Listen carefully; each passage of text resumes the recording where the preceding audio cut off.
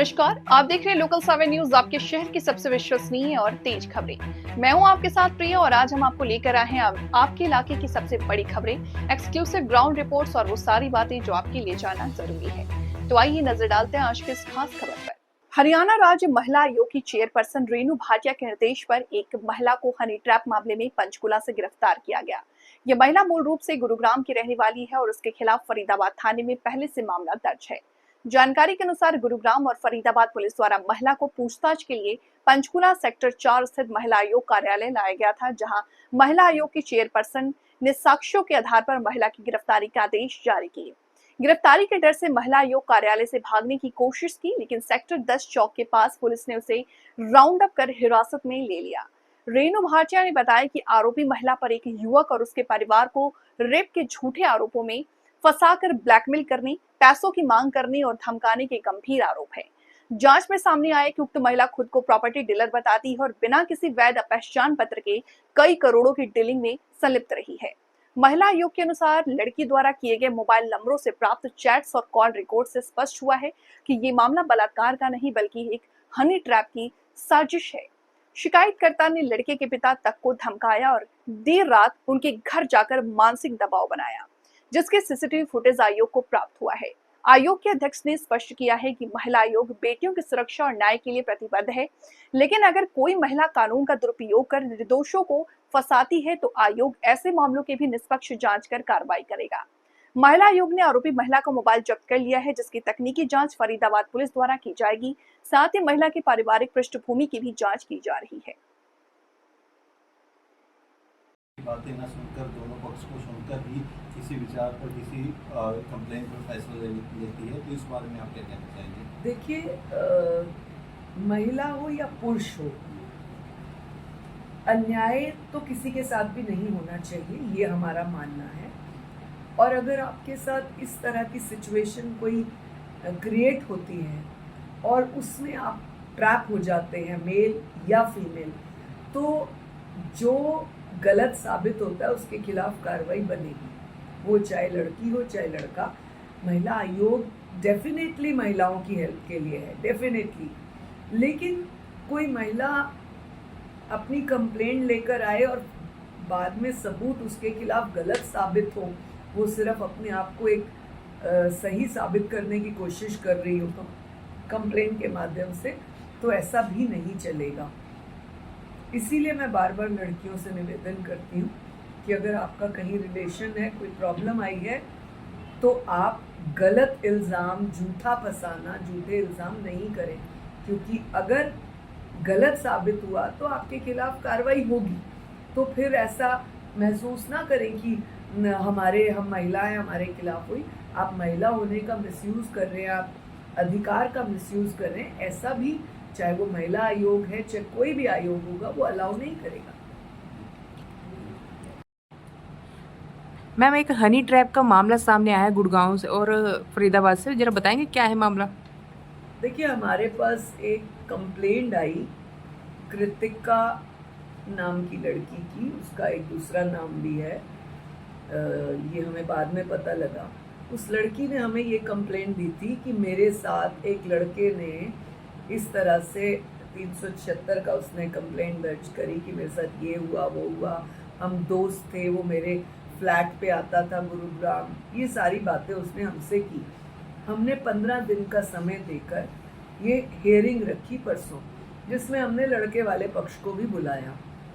जब लड़का पक्ष यहाँ आया तो मामला ही कुछ और निकला, क्योंकि हमने लड़का पक्ष जो है जिस पर उसने आरोप लगाए, उनको हमने हफ्ता पहले भी पूरी बात सुनने के लिए बुलाए, जो कि महिला आयोग का एक सिस्टम रहता है कि दोनों पक्षों को बैठ के सुनना। जब हमने उनको बुलाया तो स्टोरी कुछ और निकली। मालूम पड़ा कि ये लड़की उनसे, इनके बेटे से और 4 और लड़कों से दोस्ती हुई। ये जो ढाबा टाइप गुरुग्राम में बने हुए हैं या रेस्टोरेंट्स, बाहर बैठ के खाना वाना खाने के, ऐसे कोई छोले भटूरे टाइप्स की दुकान, उधर 4 लड़के बातें कर रहे। ये अपने आप बीच में चली गई और कहती है, तुम्हें देख के ना आज चारों को मुझे लगता है जैसे मुझे कॉलेज के दिन याद आ गए। तो अब कोई ऐसे बोलेगा तो लड़कों ने कहा अच्छा चलो, तो उसने कहा मैं तुम्हारे साथ बैठ जाऊं, तो ऐसे करके बैठ गई। अगले दिन फिर बच्चे तो रोज़ आते हैं, रोज़ बैठते हैं वहाँ, तो ये इस तरह से आने जाने लगी। धीरे धीरे इसने एक लड़के से मित्रता करी।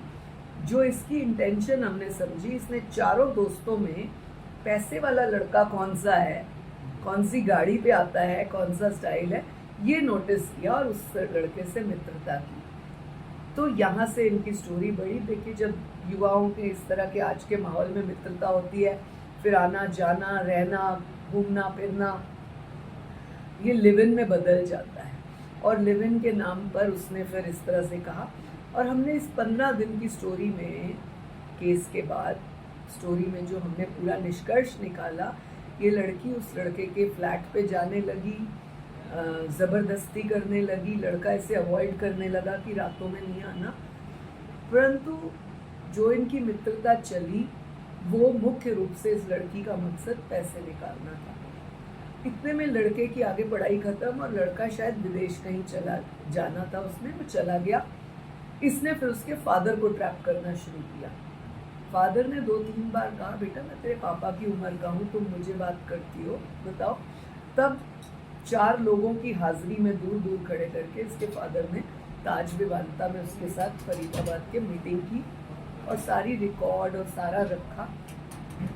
लेकिन ये बीच बीच में मैसेज करती थी कि मैं तुम्हें ऐसे नहीं छोड़ूंगी, पैसे फ्री में तो बिल्कुल नहीं, तू तो क्या, तेरा बाप भी मुझसे शादी करेगा, नाक रगड़वाऊंगी, all this kind of story. जहाँ से ये पता लगता है मित्रता, प्यार, दोस्ती कुछ नहीं था, ये इस तरह की ट्रैपिंग थी। और कुछ समय पूर्व इसने इनसे 1 करोड़ की डिमांड भी की थी। तो ये सब जब सामने मामला आया तो हमने इसको 12-15 दिन SHO को कह के, IO को कह के पूरा नज़र में रखा। इतने में ये लड़की इस लड़के के घर पे पूरी गली में जाने लगी, हर घर को नॉक करती, शोर करती, कार में बैठ के अनसंट बोलना। तो परिवार वाले भी दुखी थे। कल हमने जब इसको यहाँ से FIR दर्ज कर इसको SHO के हवाले किया, वही आज मुझे उस लड़के के फादर ने फ़ोन किया कि मैं सुबह 7 बजे अपने घर पहुँचा हूँ, 4 बजे यहाँ से 5 बजे निकल कर, या मेरी वाइफ घर में अकेली थी 4-5 बजे। तो ये लड़की यहाँ से हमारे ऑफिस से जाने के बाद भी लड़के के घर गई है, जबकि यहाँ पर बाद में 6 बजे एक्सेप्ट भी करके, माफ़ीनामा लिख के, सारा कुछ करके गई। बावजूद उसने उसके बाद ये हरकत करी। तो मुझे लगता है ऐसों के खिलाफ कार्रवाई होनी चाहिए, बनती है। और आपके चैनल्स के माध्यम से मैं लड़कियों को आगाह भी करना चाहती हूँ और कहना चाहती हूँ कि दोस्ती की आड़ में इस तरह का रिलेशनशिप करके ब्लैकमेलिंग, 376 लगाना, ये मत करिए। क्योंकि जब आपका पोल खुलता है, सबूत मिलते हैं, तो फिर बहुत गलत हो जाता है। हमने इस लड़की का फ़ोन, दोनों फ़ोन, एक iPhone, एक दूसरा MI का शायद फ़ोन था, दोनों इसके पासवर्ड लेकर इससे ओपन किए और फिर हमने SHO के हवाले किए कि वो बाकी रिकॉर्ड भी चेक करेगी। जो लड़कियां इस तरह से हनी ट्रैप करती हैं, या जो लड़के इस तरह से लड़कियों को फंसा कर इस तरह के काम करते हैं, दोनों को मैं आगाह करना चाहूँगी, दोस्ती की आड़ में इस तरह का रिलेशन करके इस तरह का केस दर्ज करना, दोनों के खिलाफ एक बराबर की कार्रवाई होगी, चाहे वो लड़की करे चाहे लड़का करे। मैं आपके चैनल्स के माध्यम से बाकियों को भी आगाह करना चाहती हूँ कि अगर इस तरह का आपके साथ कुछ होता है तो आप डे 1 से पुलिस को इन्फॉर्म करें सबूत के सहित। लेकिन अगर आप गलत पाए जाते हैं तो आपके खिलाफ उतनी ही कार्रवाई बनेगी जैसे हमने कल इस लड़की के खिलाफ की। इस लड़की के कोई और भी मामले सामने आए अभी तक कि ये पहला ही? हमने वो उसके फ़ोन, हमें डाउट है क्योंकि ये लड़की 12 साल से घर से बाहर है, अपना आई कार्ड नहीं देती है, ना पुलिस को दिया इसने। और इसका एक ही स्टाइल है, ये पानी पीने के बहाने मुझे घबराहट हो रही है, शोर कर करके भाग जाती है। थाने से भी कई बार बाहर भागी और हमारे यहाँ से भी कई बार भागने की कोशिश की। ये तो हमारे CCTV लगे हैं, हमने नीचे भी पुलिस को भेजा, हमने पंचकुला की SHO को फ़ोन करके स्पेशल महिला सिविल यूनिफॉर्म में बुलाई ताकि ये कोई इस तरह की हरकत ना करे। परंतु ये इसका नेचर है जो हमें गुरुग्राम की SHO ने भी बताया कि 2 बार उनके साथ भी ऐसे कर चुकी है। मैम कहीं ना कहीं ये एक पुरुषों में भी अच्छा तो ये थी आज की अहम खबर। आपके शहर से जुड़ी वो हर अहम जानकारी जिसे जानना आपके लिए जरूरी था। अगर आपके पास है कोई मुद्दा, खबर या सुझाव तो आप हमें जरूर बताएं। हमें फॉलो करें सोशल मीडिया पर और देखते रहिए लोकल 7 न्यूज, क्योंकि खबर वही जो आपके करीब हो। मैं प्रिया आपसे लेती हूँ इजाजत। नमस्कार।